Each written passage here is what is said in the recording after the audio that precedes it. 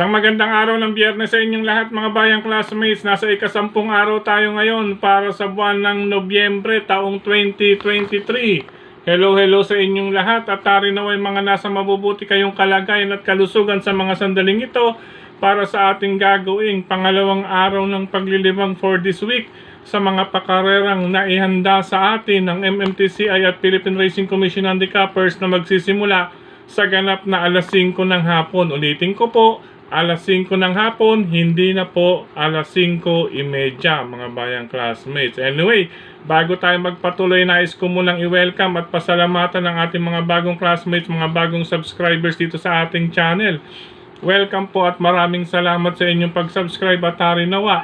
Lagi sana kayo tumutok at tumangkilik upang sa gayon ay meron kayong giya at gabay na mapapagbasihan at magagamit sa tuwing araw ng paglilibang. Siyempre pagdating sa takilya, kayo pa rin po ang masusunod kung sino-sino ang isasama sa listahan. Ang aking giya po, base po ito sa aking sariling pag-aaral pagre-revisa mula sa kanilang mga previous performances, mga nakalaban, muling napanood or pinanood sa replays at syempre ang kanilang mga track record, mga tiyempong naitala mga bayang classmates. At ang pinakahuli, ang mga senaryo na maaaring maganap sa bawat takbuhan. Muli, kayo pa rin po ang masusunod. Iyan na rin po ang abiso ng ating mga kapwa vloggers na pagdating sa takilya ay sariling pili na lamang mga bayang classmates. Okay, Docs? Muli, welcome po at maraming salamat sa inyong pag-subscribe. Sa mga hindi pa po nagsasubscribe, subscribe na po kayo at sa nanonood ngayon, isang like sign lamang po. Masaya na ang inyong lingkod.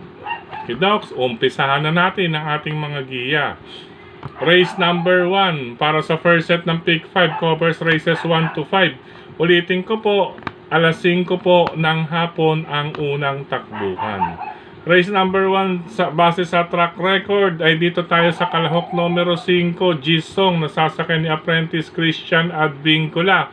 Kalaban na rin itong may angking tulin na number 1 na Meet Me in the Corner ni Claro Saulog Pare Jr. Race number 1, number 5, Jisong at number 1, Meet Me in the Corner. Good luck po. Race number 2 para sa winner take all covers races 2 to 8 mga bayang classmates. Umpisa ng winner take all. Isang 3-year-old and above maiden race. Sa karerang ito, bahagyang-bahagya, nagpakita na po ng gilas ito nakaraan. Number 1, Sun Rider ni Elvin Abrea. Tingin ko mga bayang classmates, kaskasan itong karera na to. Kaya magdagdag na lamang kung may iba pa kayong pili kursunada rito. Ano po? Ang aking pangalawa rito, number 2, si Rule the World na rin, na sasakyan ni Patty Dilema kasama o katuwang ang kanyang kakwadra na si Kindra ni Mark Alvarez. Race number 2, number 1, Sun Rider at number 2, Rule the World with Kindra. Good luck po. Race number 3 para sa Pick 6 covers races 3 to 8 mga bayang classmates. Sa karerang ito, hindi na po nagkakalayo ito. Depende po sa senaryo na maaaring maganap ito. Ano po? Tamang-tama at sukat lamang po ang distansyang 3/4 o 1,200 meters para sa tatlong ito. Number 1, Cold Digger with Jonathan Vasco Hernandez. Number 3, Love Radio ni Pau Pau Guse. At ang number 6 na maaring magdikta ng harapan, Bukas Grande Island na sasakyan ni Nelson Ay Uy Jr. Ulitin ko po, parehasan lamang po itong tatlo. Number 1, Cold Digger. Number 3, Love Radio. At number 6, Bukas Grande Island. Good luck po. Race number 4 para sa second set ng Pick 5 covers races 4 to 8 mga bayang classmates. Sa karerang ito, bahagyang-bahagya, dikit lamang po ito. Ano po dikitan lamang po. Number 4, Private Dining, nasasakay ni Jomer Storke. Number 5, Jade's Treasure, ginalawa na po ito nakaraan. Nasasakyan po ngayon ni John Sajet de Ocampo. At itong number 1 na si Smarty Jazz, nagbabalik with Claro Saulog Pare Jr. Ano po, Smarty Jazz, talasan po ang inyong pakiramdam dyan. Ulitin ko po, karera numero 4, halos may parehasan na average time na 1 minute 15.6. Number 4, Private Dining. Number 5, Jade's Treasure. At ang number 1 is Marty Jazz. Good luck po. Race number 5 para sa Pick 4 covers races 5 to 8 mga bayang classmates. Base sa nakalaban nakaraan, dito tayo sa number 4, Sunnyside with Patty Dilemma. Maipwesto lamang po ito ng maganda at maagap. Itong si Patty, may kalalagyan na po sila rito mga bayang classmates dahil mas mabigat po ang nalabanan nito nakaraan. Pero sa distansyang 1,000 meters or 1 kilometro, magandang laban ito para sa 12 kalahok. Pangalawang pili ko, number 8, si Noah, nasasakyan ni Ayi Tansyoko. At itong number 11, Mucho Caliente. Medyo sumingaw na po ito nakaraan mga bayang classmates with Marlon Cañete mga bayang classmates. Ayi Tansyoko, si Noah, ano po mga bayang classmates. Ulitin ko po, race number 5, napakagandang laban para sa 1,000 meter race. Number 4, Sunnyside. Number 8, Noah. At number 11, Mucho Caliente. Good luck po.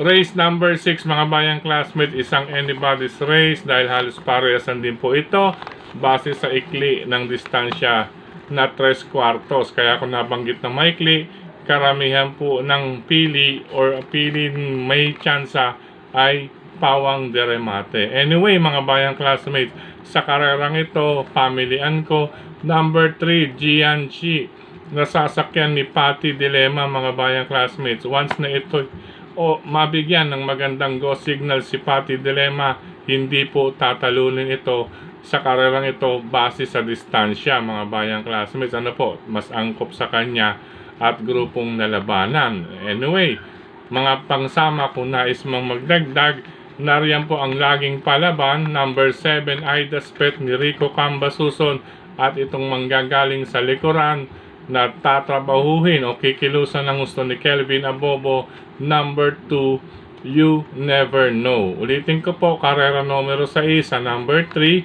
Jianchi, number 7, Aida Spet, at ang number 2, You Never Know. Good luck sa ika-6 na takbuhan. Race number 7, penultimate race mga bayang classmates, another 3 quartos o 1,200 meter race. Sa karerang ito, medyo magkalapit lamang po, pero syempre uunahin ko yung galing sa panalo.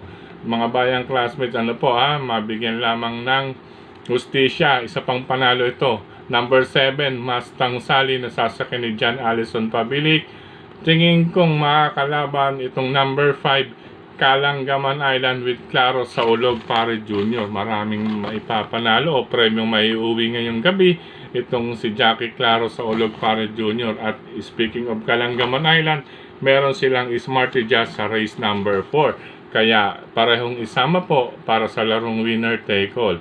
Idagdag na lamang kung may iba pa kayong pili korsonada sa race number 7, bukod sa number 7, Mustang Sally, at number 5, Calanggaman Island.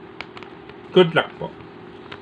Last and final race ngayong araw ng Friday, November 10. Sa karerang ito, konting tibay lang, bigyan natin ng chance sa mga bayang classmates. Pagkakataon ni Jackie Nelson ay Uy Jr. para sa number 5, Hang Loose. Base sa distansya, renda-renda lang, Brother Nelson or Asyong, kaya nating makaraos sa last and final race. Ngayon, kung may bibigo, isa lamang po sa dalawa, number 12, Cool Mom with Jomer Storke, at ang number 4, Iyabadabadur with Jonathan Vasco Hernandez. Pero yung una natin sa listahan, mga bayang classmates, loyalty support, number 5, Hang Loose with Jackie Nelson, Asyong, Uy Jr. Okay, Docs? Sa pagkakataong ito, muli, maraming salamat po sa inyong pagtutok, pagtangkilig, pagsubaybay. Higit sa lahat ang pagtitiwala mga bayang classmates. Maraming salamat sa suporta palagi sa atin dyan. Ni Sir Dennis Gonzales, mga bayang classmates. Speaking of Sir Dennis Gonzales, may binubuong salo-salo po ang Samahang Friend sa darating na isa pang linggo mga bayang classmates. Ika-labing-siyam ng Nobyembre mga bayang classmates, magkikita-kita-kits po ang grupo or samahan ng friend ni Sir Dennis Gonzales, nila Tita Ritz, at syempre iba pa nating officials yan sa samahang friend sa karerahan ng Metro Turf. Ano po, November 19, kasabay ng pagdiriwang ng Marho Racing Festival sa taong ito at ang Ambassador Eduardo Danding Cup, mga bayang classmates. Ano po, November 19 yan, mga kapatid sa Samahang Friend. Maraming salamat din kay Brother Rasin Padilla, Brother Daniel, sa pagsuporta sa atin, ano po, pagbuo ng Kilatis Racing Program. Mga bayang classmates, matutunghayan po ninyo yan sa mga pahayagang sagad at kadyot na kung saan kompleto po iyan, accredited po iyan ng Philippine Racing Commission, mga bayang classmates. Kaya ang mga detalye dyan ay direkta sa mula sa Philippine Racing Commission. Suporta natin yan, pangapayagang sagad at kadyot. Nariyan din po ang ating column, mga bayang classmates, mababasa ninyo. Siyempre mula iyan sa JV Go Publishing House ni Sir Jesgo at ni Ma'am Marlene, at sa mga may balak o nais magpagawa ng o imprenta ng kalendaryo for next year 2024 at iba pang mga resibo, mga panggamit, tawag dito sa mga prints, mga bayang classmates, nandiyan lamang po ang JV Go Publishing House na matatagpuan sa, tawag dito, pagitan ng 4th Avenue at 3rd Avenue along Aquino Street, mga bayang classmates. JV Go Publishing House, kontakin na lamang po ninyo sa mga nais magpagawa ng calendar at mga receipts sa papasok na taong 2024. Maraming salamat din kay Tokayong Frederick Cabil, mga bayang classmates, na nagsusuporta rin sa atin, nagbabahagi nitong ating giya sa kanyang mga grupo ng mga karerista sa social media. At syempre, speaking of social media, maraming salamat sa lahat ng admins at members ng mga samahan o grupo ng karerista sa social media, sa mga nagla-like, nag-heart, nag-share, nagko-comment, mga bayang classmates, maraming salamat. At syempre dito rin sa ating YT channel mismo. Sa pagkakataong ito, nais kong batiin ng maligayang kaarawan si Com Ebot Guse, mga bayang classmates. Happy birthday sa iyo, Commissioner Lyndon Ebot Guse. Yan, happy birthday. Binabati ko rin ng happy fiesta dyan sa Polo, Valenzuela. Happy fiesta po sa inyo sa Polo, Valenzuela, pagdiriwang ng ika 400 years ng Polo Valenzuela. Ano po, mga bayang classmates, ito po pangsimula ng Valenzuela dyan sa Polo. Happy fiesta po sa inyong lahat dyan. Hello and happy racing sa mga sumusunod. Nag-comment sa atin dito sa YT channel nakaraang Sunday. Ano po, kay Sir Bobby Iranga, kay Sir Jerica. Ito po, may katanungan si Jerica, bakit Perobel R4 dalawang bracket tinaas? Nanalo GT Group 22 to 27 noong 10/31, October 31, tapos umakyat ng 34 to 39. Ang kasagutan po dyan ay nabigyan po, dahil sa ganda ng panalo, layo ng tinalo, ng pagkapanalo, binigyan po siya ng plus 7, maximum po yun, plus 7.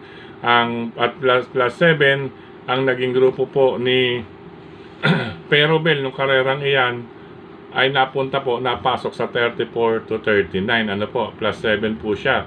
Ngayong pagkapanalo niya sa laban niyang iyan, hindi ko lang po alam kung ano po ang binigay sa kanya. Parang kahalin tulad rin po iyan ngayon.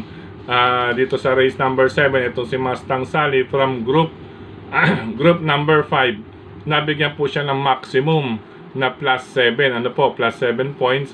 Kaya plus 5 plus 7 naging group 12 po. Kung titignan ninyo po, race number 7, Mustang Sally, naging group 12. Maximum po ang naibigay dahil sa layo at ganda ng panalo. Plus 7 po ang maximum plus or additional points. Okay po. Maraming salamat din sa pagtugon sa kanya ni Sir Joseph Moralejo. Ano po, nabigyang kasagutan ni Sir Joseph Moralejo si Jerica 88. Again, hello and happy racing din kay Sir Legorio Panahon, Roger Bautista. Yan, si Sir Joel Monjego, maraming salamat. Maraming salamat din kay Sir Rodel Torres. Yes, salamat. Matalo manalo, maglibang, huwag magsugal. Yes, tamang libang lang po sa ating pangangarera, mga bayang classmates. Ano po, batid naman po natin na mayroong hindi rin na mga nangyayari sa larangan o sa paborito nating libangan na karera. Kaya tamang libangan lamang, wag magdidiin. Ano po hindi po biro ang mapasubo mga bayang classmates. Hello and happy racing din kay Ma'am Elena Tampos, kay Sir Brother JJ Ilaw, Sir Virgilio Santos Jr., Sir Wilfredo Aguilar, kay Oni De Castro, hello po sa inyo, kay Sir Benjamin Cabanya, kay Brother Bernardo Golpo, Sir Luisito Moso, nandyan lagi sa atin yan. Kay Sir Arnold Benito, yan, Brother Lito and Sister Cha Ortega, Vladimir Vida, hello po sa inyo. Maraming salamat. Oni De Castro pong muli, Willie De Vera, ayan, Christopher Evangelista, maraming salamat.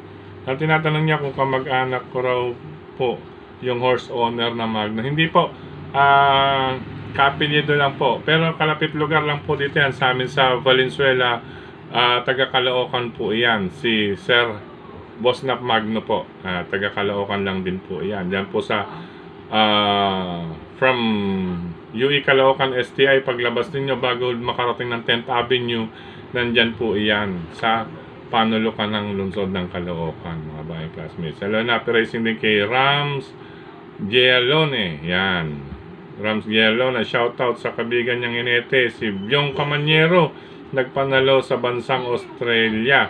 Yan, congratulations sa iyo, Byong Camanyero, nagpanalo sa bansang Australia. Ganyan din, hello din, happy racing kay Sir Willie Rosales. Yan, happy racing. Bueno mga bayang classmates, hanggang dito na lamang po pansamantala. At maraming salamat pong muli sa inyong pagtutok, pagtangkilik, pagsubaybay at pagtitiwala mga bayang classmates. Good luck po sa lahat ng maglilibang, sa mga magtutungo ng OTV at lalabas ng tahanan. Ingat po kayo mga bayang classmates, magdala ng pananggalang dahil sa pagdiglaang pag-ulan mga bayang classmates. Ulitin ko po, napakaganda po ng lineup ngayon mga bayang classmates Mga 2 hanggang 3 po per race ang naglalaban, pero hindi po natin maiiwasan ang mayroong sumingit dyan mga bayang classmates. Pero biyak po yan. Maglamaduman ito mga bayang classmates, siguradong maganda pa rin po ang dividendo sa kalalabasan ng mga resulta ngayon. Good luck, happy racing. I love you all mga bayang classmates. Goodbye.